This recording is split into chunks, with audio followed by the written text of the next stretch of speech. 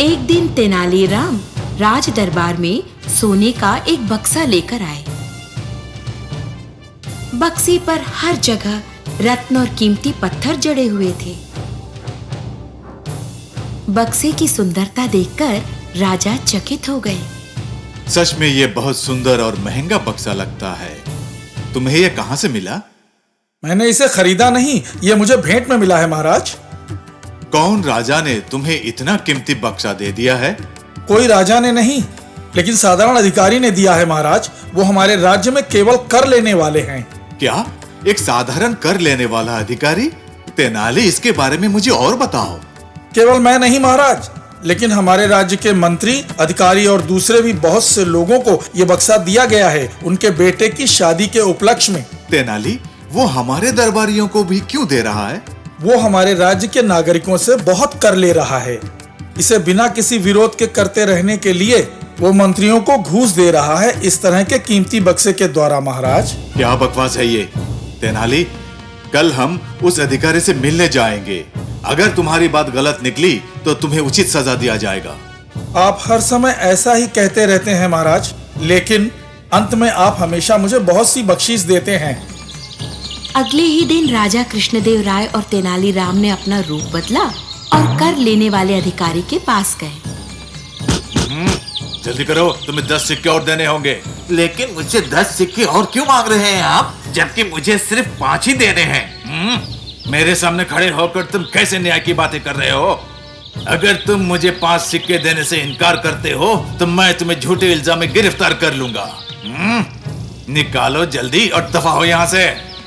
इस अधिकारी से पूछताछ करने वाला कोई मंत्री भी नहीं है यहाँ। अपना मुंह मत खोलना यहाँ पर। मंत्री भी इसमें शामिल है, नहीं तो बहुत परेशानी में आ जाओगे। 5 सिक्कों के बदले 5 साल तक जेल में सड़ोगे। जल्दी करो। राजा कृष्णदेव राय और तेनाली कुछ दूरी से ये सब देख रहे थे। फिर वो कर लेने वाले अधिकारी के पास गए, लेकिन कर लेने वाले अधिकारी ने राजा को नहीं पहचाना। सुनो, तुम लाइन में क्यों नहीं आ रहे हो? हर नागरिक के लिए अनुशासन सबसे जरूरी है। मालिक, जब सरकार ही भ्रष्टता में है तो आप नागरिक से ये कैसे उम्मीद कर सकते हैं? कौन है ये जो मेरे सामने इतनी बड़ी बात कर रहा है? तुम्हें 15 सिक्के देने होंगे, नहीं तो तुम जेल में डाल दिए जाओगे। तुम्हें मालूम है कि मैं कौन हूँ? मुझे तुम्हारी पहचान से कोई मतलब नहीं। सिक्के निकालो। क्या तुम अभी भी मुझे नहीं पहचान पाए? महाराज, मुझे माफ कर दीजिए, मैंने अनजाने में ये सब किया है। तुमने ये सब जानबूझकर किया है। तुम्हें दिए गए अधिकार का तुमने गलत लाभ उठाया है। मैं किसी को भी माफ कर सकता हूँ, लेकिन तुम्हारे जैसे अधिकारियों को नहीं, जो शक्ति का गलत फायदा उठाए। कौन है वहां? इसे जेल में डाल दो।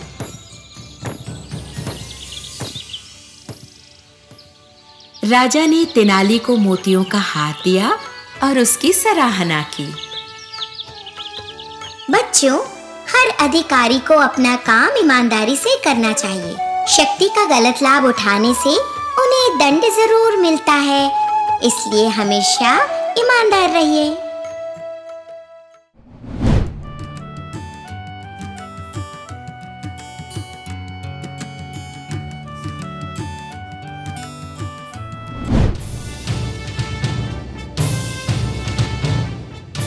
उस साल भीषण गर्मी थी। राजा कृष्णदेव राय का दरबार भरा था। महाराज, मैं अपने गांव में जाकर कुछ दिन के लिए रहना चाहता हूँ। मुझे आज्ञा दीजिए महाराज। ठीक है, तुम्हें इजाजत है, लेकिन तुम्हें जल्दी आना पड़ेगा। मैं 15 दिनों में ही आ जाऊंगा महाराज। ठीक है तेनालीराम, लेकिन उससे ज्यादा मत रहना तेनाली। बहुत से जरूरी काम है और मैं चाहता हूँ कि तुम उस वक्त पर यहाँ मौजूद रहो। मैं जल्द आ जाऊंगा। धन्यवाद महाराज।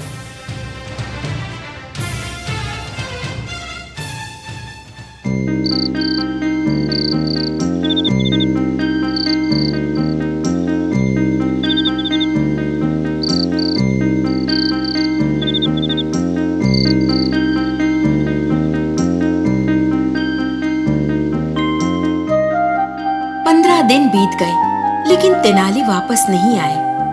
राजा बहुत उदास महसूस करने लगे। उन्होंने तेनाली की जानकारी लेने सैनिकों को उसके गांव भेजा। इस बीच दरबारियों ने तेनाली के विरोध में राजा को उकसाया।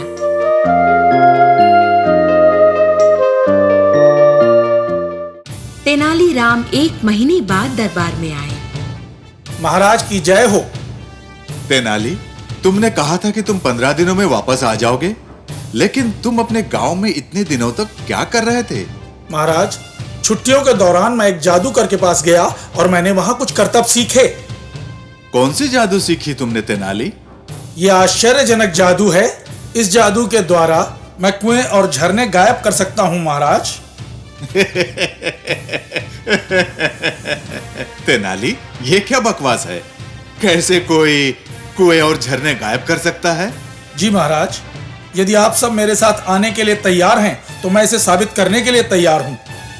ठीक है तेनाली, चलिए हम सब चलते हैं। जैसे आप कहें महाराज।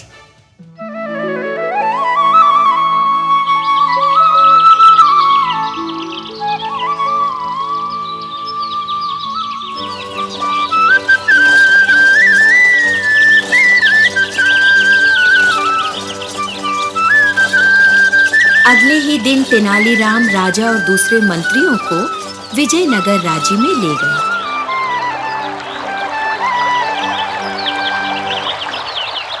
महाराज, इसे देखिए। इस गांव में 7 झरने खोदे जाने चाहिए थे हमारे मंत्री के हिसाब के अनुसार। मैंने उनमें से 4 गायब कर दिए हैं। अब केवल 3 झरने ही बाकी हैं। यदि आप चाहें तो अब मंत्री जी से ही पूछ लीजिए कि कितने झरने खोदे गए थे महाराज। राजा समझ गए कि मंत्री ने नहर बनाते वक्त धोखा किया है। मंत्री का सर शर्म से झुक गया। मंत्री, आपने कुएं खोदने और झरने बनाने में सिर्फ लोगों को ही धोखा नहीं दिया है, और तो और आपने मुझसे और हमारे राज्य से ईमानदारी भी नहीं की। वहाँ कौन है? इस मंत्री को बंदी बनाकर जेल में डाल दो। महाराज, मंत्री ने केवल शहरों में ही सही रूप से झरने और कुएं बनाए हैं, लेकिन गांव में कुएं झरने बनाने में इन्होंने धोखा देकर बहुत पैसा कमाया है। इसकी खोज करने और सबूत लेने के लिए ही मैं कुछ गांव में गया था। इसीलिए मैं 15 दिनों में वापस नहीं आ सका महाराज। तुमने बहुत अच्छा काम किया है तेनाली। मैं तुरंत सारे गांव में कुएं और झरने के लिए सारा प्रबंध करवा देता हूँ। मैं तुम्हें इनाम के तौर पे 1000 सिक्के देता हूँ। धन्यवाद महाराज। प्यारे बच्चों, हर अधिकारी को अपना काम ईमानदारी से करना चाहिए।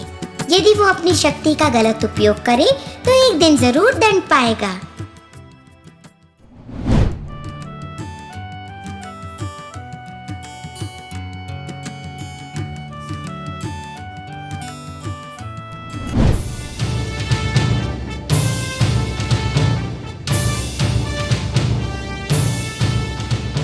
राजा बहुत परेशान थे क्योंकि तेनाली पिछले 1 महीने से राज दरबार में नहीं आए थे।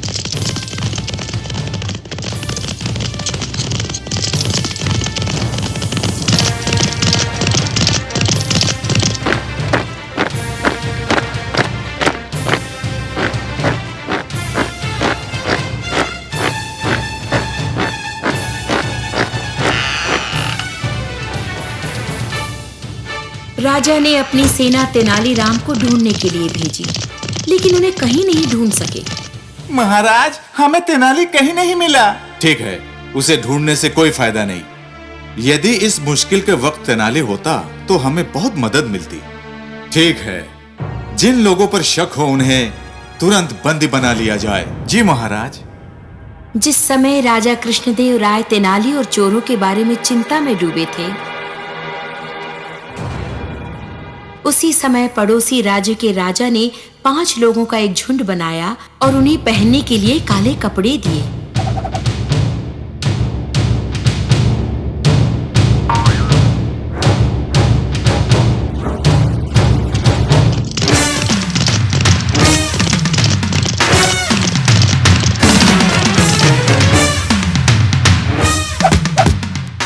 उन्हें ये आज्ञा दी गई थी कि विजयनगर में गड़बड़ी लाएं और उसकी शांति नाश कर दें।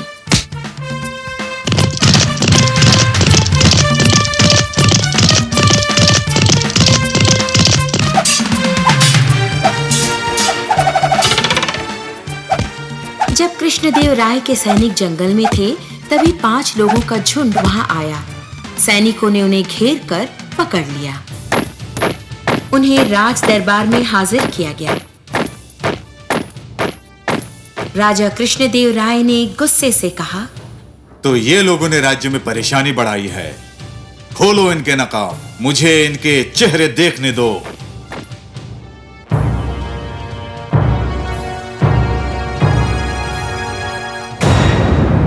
अरे तेनाली, क्या तुम इस गैंग के लीडर हो?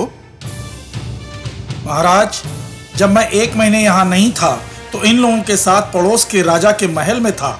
मैंने आपके लिए तमाम सबूत जुटाए हैं कि ये आपके मित्र नहीं बल्कि दुश्मन हैं। इन्होंने राज्य की शांति भंग करने के लिए काले कपड़ों वाली टोली को भेजा है। अनजाने ही सही इन लोगों ने मुझे इस गैंग का सरदार बना दिया, और आगे की बात आप जानते ही हैं। तेनाली, तुमने हमारे पड़ोसी राजा की चतुराई खोज निकाली और हमारा राज्य उससे बचा लिया। इस भले काम के लिए मैं तुम्हें 4 एकड़ जमीन बख्शिश में देता हूं। धन्यवाद महाराज।